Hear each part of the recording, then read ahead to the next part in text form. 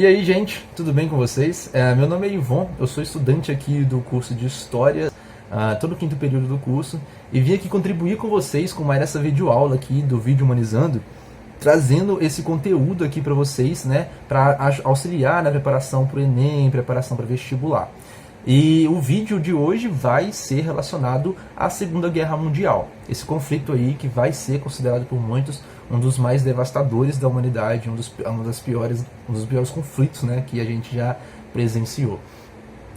E como toda guerra, né, como todo conflito que a gente vai analisar aqui, a gente tem que tentar entender as causas, os antecedentes, os motivos que vão levar a esse conflito acontecer. E principalmente, gente, a gente vai levar em consideração hoje que a questão que vai mais alavancar esses motivos que vão levar a Segunda Guerra a acontecer vai ser os assuntos inacabados da Primeira Guerra Mundial. O historiador muito importante contemporâneo hoje, que vai ser o Eric Hobsbawm, ele vai levar em consideração, por exemplo, que essas duas guerras na verdade são uma só, justamente por conta dos acontecimentos da primeira intensificarem uma insatisfação muito grande ali que vai fazer com que a Segunda Guerra aconteça. Então é como se fosse uma guerra só, separada ali por um momento de calmaria, mas que ela sempre vai estar relacionada uma com a outra, justamente por conta desses assuntos inacabados. E quais que vão ser essas causas? Quais que vão ser esses assuntos inacabados? Principalmente nós temos que levar em consideração o desfecho da Primeira Guerra Mundial, né? Esse desfecho ele vai trazer ali punições muito severas para a Alemanha, ele vai trazer ali através do Tratado de Versalhes questões que vão fazer com que a Alemanha se sinta muito envergonhada. E isso vai fazer com que o conflito ainda continue de pé com aquelas insatisfações ali à flor da pele. Dentre essas restrições, se vocês se lembram bem, vão ser, por exemplo, restrição de exército, vai ter, por exemplo, indenizações altíssimas que a Alemanha vai ter que pagar para o exterior, vai ter perda de territórios conquistados. Isso vai fazer com que, por exemplo, o país da Polônia se inicie ali naquele momento, né? Lembrando que a Polônia não era um país existente antes, ele vai começar a existir a partir do momento que ele começa a se apropriar ali de territórios que era parte alemão e parte da União Soviética. Mas falando mesmo do conflito mesmo, da guerra, primeiro que vocês têm que saber é separar, por exemplo, os dois grupos que estão se enfrentando ali naquele momento, né? Vão ter, claro, o eixo, né, composto pela Alemanha, pela Itália e pelo Japão, e os aliados, que vai ser composto primeiramente pela Inglaterra e França, e posteriormente vai entrar em batalha os Estados Unidos e a União Soviética também do lado dos aliados. Claro que esses não são os únicos países que vão estar em batalha, claro que outros países também vão estar presentes, mas eles não vão estar ali como principais, ali como chave principal no conflito. Brasil, por exemplo, vai estar junto, vai estar ali do lado dos aliados, mas ele não vai ser tratado ali como pertencente ali aos aliados, ele vai estar ali apoiando, mas não nesse grupo delimitado aqui. Então, para vocês entenderem bem, né, esse conflito, a guerra, eu separei em duas partes aqui para ficar mais didático para vocês. Tem quem separe por 3, tem quem separe por 4, e eu vou separar por 2, que vai ser justamente a questão da virada ali da retomada dos aliados. A primeira parte da guerra vai ser classificada, por exemplo, vai ser caracterizada ali pela expansão do eixo muito forte. Então o eixo, vocês têm sempre que se lembrar disso. O objetivo do eixo ali era expansionismo, eles estavam se expandindo. E eles vão conseguir por um grande tempo, né, ganhar quase todos os conflitos que eles vão entrar. E aí a segunda parte da guerra vai ser classificada justamente por conta dessa retomada dos aliados, que é quando o eixo começa a perder as batalhas e começa a se enfraquecer. Então, tratando, por exemplo, da primeira parte, a Alemanha ela vai se desrespeitar muito aqui nessa parte o Tratado de Versalhes, que vai ser aquele tratado da Primeira Guerra, que vai impedir, por exemplo, que ela tenha exércitos muito grandes, que vai impedir que ela tenha armamento muito forte, que vai impedir também que ela se expanda. E isso vai ser desrespeitado, porque ela vai começar a correr atrás de territórios ali em volta da Alemanha, ela vai correr atrás, por exemplo, de tomada de territórios de fato.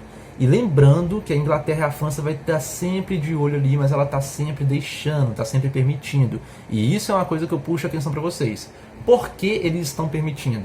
E aí vocês têm que lembrar que em conflitos da Segunda Guerra Mundial, em conflitos contemporâneos, vocês têm que entender não os detalhes de cada batalha, mas entenda, por exemplo, as motivações dos acontecimentos em questão. Então, entendendo, por exemplo, por que a Inglaterra e a França estão permitindo essa expansão aqui da Alemanha de início, vocês conseguem chegar a duas questões.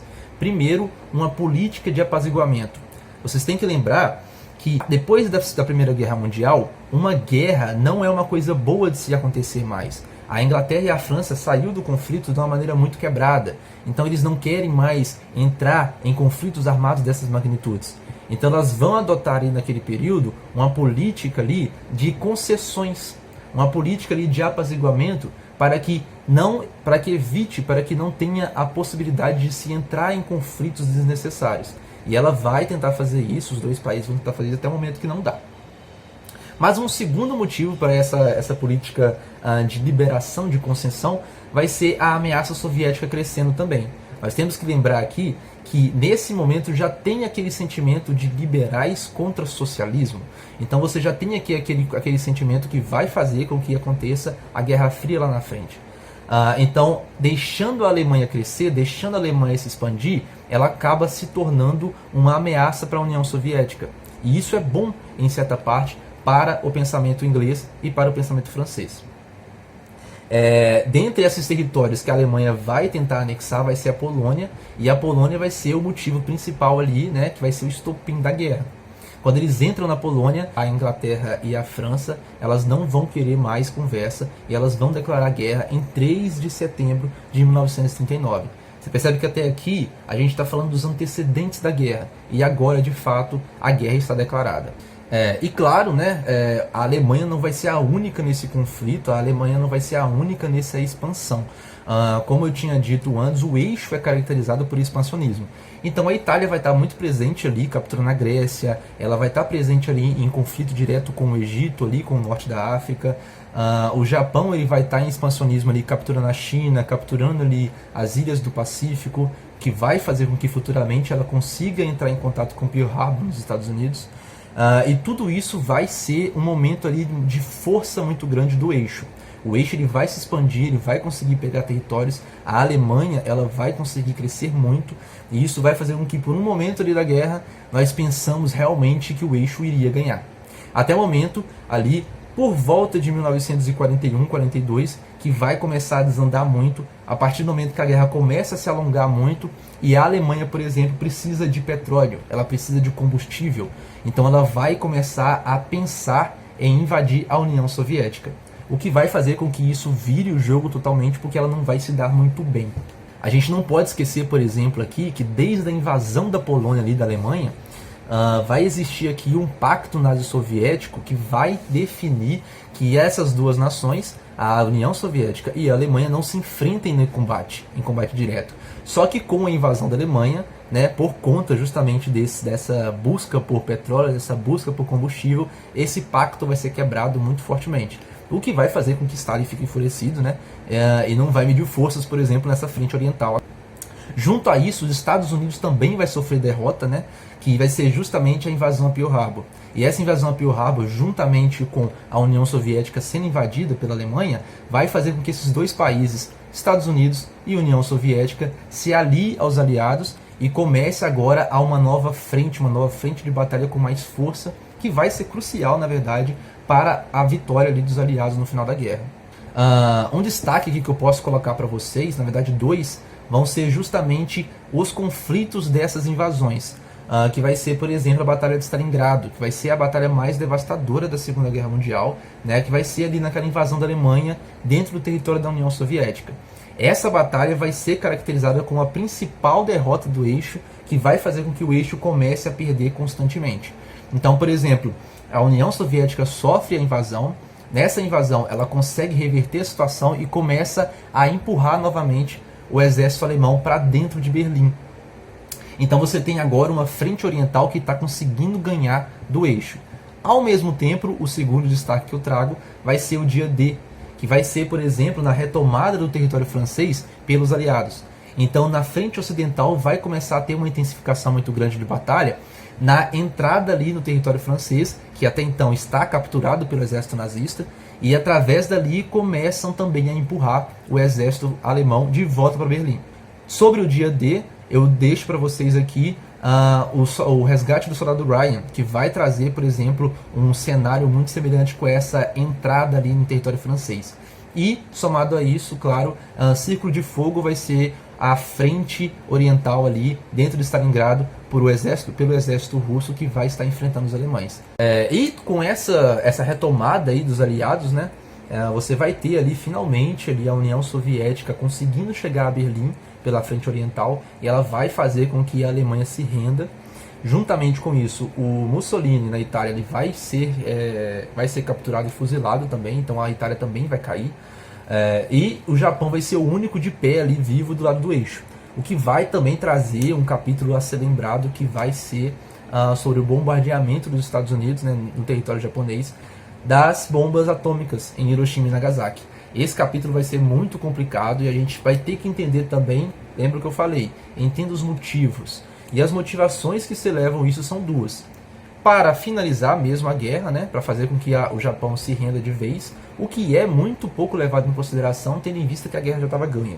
E uma outra motivação, por exemplo, a ser levada em consideração para o uso dessas bombas atômicas no território japonês, vai ser uma forma de intimidação à União Soviética. Se a gente lembrar, por exemplo, que futuramente vai se iniciar o conflito, né, da Guerra Fria, nós levamos em consideração, por exemplo, que aqui já tem aquele sentimento de, olha só, estou mostrando as minhas garras, estou mostrando as minhas forças para que a União Soviética não queira entrar em contato comigo posteriormente. Então a gente já leva a bomba atômica aqui com um momento aqui de insatisfação, um momento de crescimento desse sentimento aí da Guerra Fria. E por fim, para finalizar já o vídeo para vocês, os resultados que aconteceram após o conflito da Segunda Guerra Mundial vai ser, dentre vários, a criação da ONU, que vai ser essa entidade que vai estar até hoje em funcionamento no mundo, trazendo, por exemplo, motivações, trazendo, por exemplo, objetivos muito concretos, que vai ser essa busca por pacificação mundial, coisa que não deu muito certo, né? E vocês vão ver, por exemplo, nos próximos vídeos, mas que ela está lá justamente para isso. Em conjunto também, por exemplo, para uma cooperação internacional em diversos outros fatores. Então, por exemplo, nós levamos em consideração hoje o que está acontecendo com a pandemia. A unificação de diversos países em busca de uma vacina é fruto, por exemplo, de conversas com a ONU. Então ela vai trazer, por exemplo, esse sentimento agora de tentativa de colaboração, de cooperação internacional. Espero que tenha deixado tudo claro, tá, gente? Esse foi um resumo rápido aqui sobre essa Segunda Guerra Mundial. Qualquer dúvida que vocês tenham, deixem nos comentários que nós vamos ajudar da melhor forma possível para vocês. Um abraço!